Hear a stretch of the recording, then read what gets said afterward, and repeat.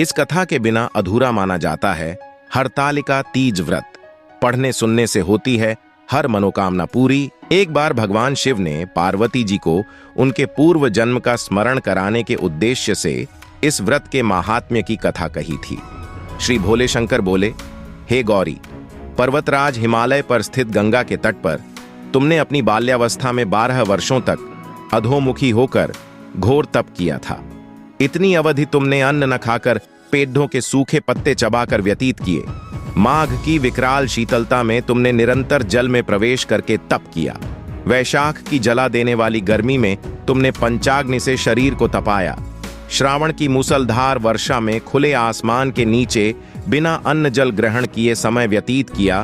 तुम्हारे पिता तुम्हारी कष्ट साध्य तपस्या को देखकर बद्धे दुखी होते थे, उन्हें बद्धा क्लेश होता था। तब एक दिन तुम्हारी तपस्या तथा पिता के क्लेश को देखकर नारद जी तुम्हारे घर पधारे। तुम्हारे पिता ने हृदय से अतिथि सत्कार करके उनके आने का कारण पूछा। नारद जी ने कहा, गिरिराज, मैं भगवान विष्णु के भेजने पर यहां उपस्थित हुआ हूं। आपकी कन्या ने बद्धा कठोर तप किया है। इससे प्रसन्न होकर वे आपकी सुपुत्री से विवाह करना चाहते हैं। इस संदर्भ में आपकी राय जानना चाहता हूं।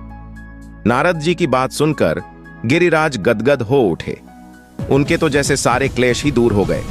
प्रसन्न चित होकर वे बोले, श्रीमान, यदि स्वयं विष्णु मेरी कन्या का वरण करना चाहते हैं तो भला मुझे क्या आपत्ति हो सकती है। वे तो साक्षात ब्रह्म हैं।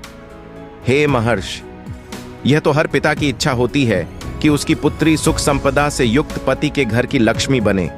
पिता की सार्थकता इसी में है कि पति के घर जाकर उसकी पुत्री पिता के घर से अधिक सुखी रहे। तुम्हारे पिता की स्वीकृति पाकर नारद जी विष्णु के पास गए और उनसे तुम्हारे ब्याह के निश्चित होने का समाचार सुनाया।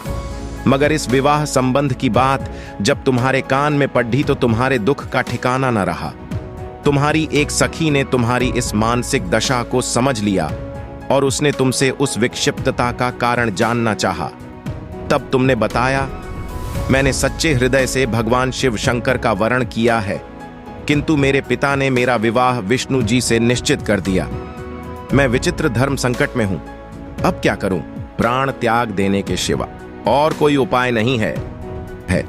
तुम्हारी सखी बद्धी ही समझदार और सूझबूझ वाली थी। उसने कहा, सखी, प्राण त्यागने का इसमें कारण ही क्या है? संकट के मौके पर धैर्य से काम लेना चाहिए।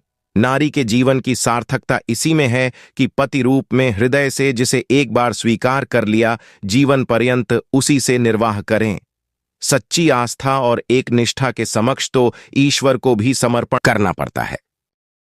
मैं तुम्हें घनघोर जंगल में ले चलती हूं, जो साधना स्थली भी हो और जहां तुम्हारे पिता तुम्हें खोज भी न पाएं। वहां तुम साधना में लीन हो जाना। मुझे विश्वास है कि ईश्वर अवश्य ही तुम्हारी सहायता करेंगे। तुमने ऐसा ही किया। तुम्हारे पिता तुम्हें घर पर न पाकर बड्ढे दुखी तथा चिंतित हुए। वे सोचने लगे कि तुम जाने कहां चली गई। मैं विष्णु जी से उसका विवाह करने का प्रण कर चुका हूं। यदि भगवान विष्णु बारात लेकर आ गए और कन्या घर पर न हुई तो बद्धा अपमान होगा। मैं तो कहीं मुंह दिखाने के योग्य भी नहीं रहूंगा। यही सब सोचकर गिरिराज ने जोर शोर से तुम्हारी खोज शुरू करवा दी। इधर तुम्हारी खोज होती रही और उधर तुम अपनी सखी के साथ नदी के तट पर एक गुफा में मेरी आराधना में लीन थीं। भाद्रपद शुक्ल तृतीया को हस्त नक्षत्र था। उस दिन तुमने रेत के शिवलिंग का निर्माण करके व्रत किया। रात भर मेरी स्तुति के गीत गाकर जागीं। तुम्हारी इस कष्ट साध्य तपस्या के प्रभाव से मेरा आसन डोलने लगा। मेरी समाधि टूट गई।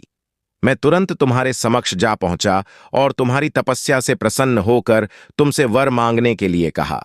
तब अपनी तपस्या के फलस्वरूप मुझे अपने समक्ष पाकर तुमने कहा, मैं हृदय से आपको पति के रूप में वरण कर चुकी हूं।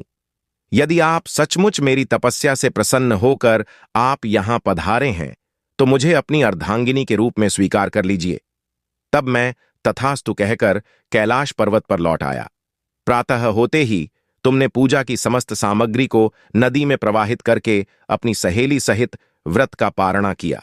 उसी समय अपने मित्र बंधु व दरबारियों सहित गिरिराज तुम्हें खोजते खोजते वहां आ पहुंचे और तुम्हारी इस कष्ट साध्य तपस्या का कारण तथा उद्देश्य पूछा। उस समय तुम्हारी दशा को देखकर गिरिराज अत्यधिक दुखी हुए और पीड़ा के कारण उनकी आंखों में आंसू उमड़ आए थे। तुमने उनके आंसू पोंछते हुए विनम्र स्वर में कहा, पिताजी, मैंने अपने जीवन का अधिकांश समय कठोर तपस्या में बिताया है। मेरी इस तपस्या का उद्देश्य केवल यही था कि मैं महादेव को पति के रूप में पाना चाहती थी। आज मैं अपनी तपस्या की कसौटी पर खरी उतर चुकी हूं। आप क्योंकि विष्णु जी से मेरा विवाह करने का निर्णय ले चुके थे, इसलिए मैं अपने आराध्य की खोज में घर छोड़ दाचकर चली आई। अब मैं आपके साथ इसी शर्त पर घर जाऊंगी कि आप मेरा विवाह विष्णु जी से न करके महादेव जी से करेंगे। गिरिराज मान गए और तुम्हें घर ले गए। कुछ समय के पश्चात शास्त्रोक्त विधि विधान पूर्वक उन्होंने हम दोनों को विवाह सूत्र में बांध दिया। हे पार्वती, भाद्रपद की शुक्ल तृतीया को तुमने मेरी आराधना करके जो व्रत किया था, उसी के फलस्वरूप मेरा तुमसे विवाह हो सका। इसका महत्व यह है कि मैं इस व्रत को करने वाली कुंगारियों को मनोवांछित फल देता हूं।